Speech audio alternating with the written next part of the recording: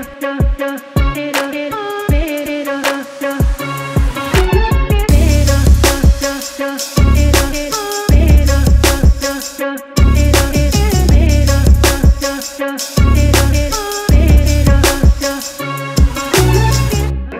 আপনাদের সবাইকে type TV বাংলায় স্বাগত। আজকে টাইপ টিভি বাংলা ফিল্মি সফরে আমাদের সাথে আছে টোটাদা। তোমাকে টাইপ টিভি বাংলায় অনেক স্বাগত, নতুন ছবির অনেক শুভেচ্ছা। ধন্যবাদ। আজকে ট্রেলার মুক্তি হলো, তোমার ফার্স্ট হাফ দেখে আজকে কিরকম লাগলো, তোমার রিভিউটা শুনে তোমার? আমার ট্রেলারটা দেখে খুবই ভালো লেগেছে, কারণ এই প্রথমবার আমি ট্রেলারটা দেখলাম। আর যেটা খুব মনে ধরেছে সেটা হচ্ছে ট্রেলারটাতে একটা এলিমেন্ট অফ ডেঞ্জার, একটা এলিমেন্ট অফ সাসপেন্স আছে, একটা এলিমেন্ট অফ ক্রাইম আছে, যেটা দেখে আমার মনে হয় যে এটা দর্শকের ভালো লাগবে। আমার এতদিন পর্যন্ত যে প্রশ্নবোধক চিহ্ন ছিল, যেটা হয় প্রত্যেকবারই একটা ছবি করার পর মনে হয় দর্শকদের ভালো লাগবে কি লাগবে না, তবে আজকে ট্রেলারটা দেখার পর মনে হলো যে না, দর্শকদের হয়তো ভালো লাগবে। একটা পুলিশের চরিত্র করার জন্য তুমি কাকে স্টাডি করেছো, কি কি তোমার রিহার্সাল ছিল বা অধ্যবসায় ছিল? আমি স্টাডি করি যে একটা জিনিস, আমার স্ক্রিপ্ট। আমি তো অভিনেতা, আমি কোনো কাউকে স্টাডি করি না। স্টাডি করতে গেলে ক্যারিকেচার হয়ে যায়। আমি একটা চরিত্র নিজে নিজে মনে মনে নির্মাণ করি, এবং সেটা আমার এত বছরের ছবি দেখা হোক, পড়াশুনো করা হোক, মানুষের সঙ্গে মেশা হোক, সেই সব মাথায় রেখে একটা চরিত্র নিজে নির্মাণ করি। সেটাই অভিনেতার কাজ।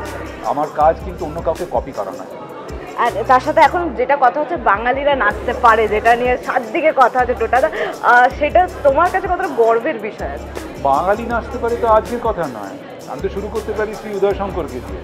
তারপর ওজি, যিনি সবচেয়ে বড়, যিনি ভারতবর্ষের ছায়াছবির ক্ষেত্রে নাচটাকে বদলে দিয়েছিলেন, সে মিঠুন চক্রবর্তী। কিন্তু তা 80 দশকে, 70-এর দশকে, 80-র দশকে প্রমাণ করেছে। এখন কথা হচ্ছে কেন এত বছর?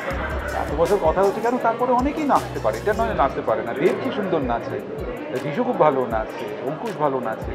তো এই নয় যে আমার মনে হয় তারা হঠাৎ করে এতদিন বাদে আমাকে নাচতে দেখে তাদের মনে হয়েছে যে এই লোকটা কতদিন নাচ টাচ করেনি, হঠাৎ করে ধমাদ্দাম করে নাচতে শুরু করেছে পাগলের মতো। সেটা দেখে হয়তো একটু হতচকিত হয়েছে, অবাক হয়েছে, সেই কারণে আর কি এটা নিয়ে চর্চা হচ্ছে।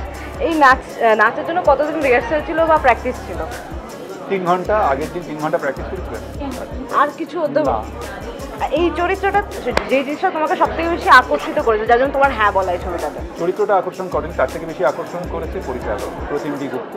ওনাকে আমি ওর পরিচালনা যে কটা ছবি দেখেছি, এটা আমাকে ভীষণভাবে প্রভাবিত করেছে, আমাকে আকর্ষিত করেছে ওর মেধার প্রতি, ওর গল্প বলার ক্ষেত্রের প্রতি। কাজেই প্রথম কারণ এবং সবচেয়ে বড় কারণ হচ্ছে প্রতিমের সঙ্গে কাজ করা। ওই সময় তো অনেকগুলো বাংলা ছবি মুক্তি পাচ্ছে, কোথাও গিয়ে কি একটু তোমাদের উপর প্রেশার আছে, দর্শক কীভাবে রিয়াকশন দেবে?